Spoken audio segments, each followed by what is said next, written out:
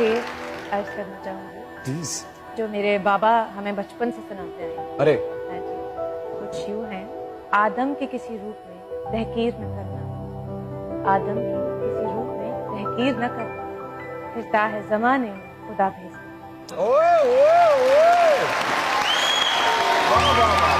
देखें फजूल शय का बयां छोड़ दीजिए, देखें फजूल शय का बयां छोड़ दीजिए, हमसे मोहब्बतों का गुमां छोड़ दीजिए। चाहत है दिल की बात, ये जबरन की शय नहीं।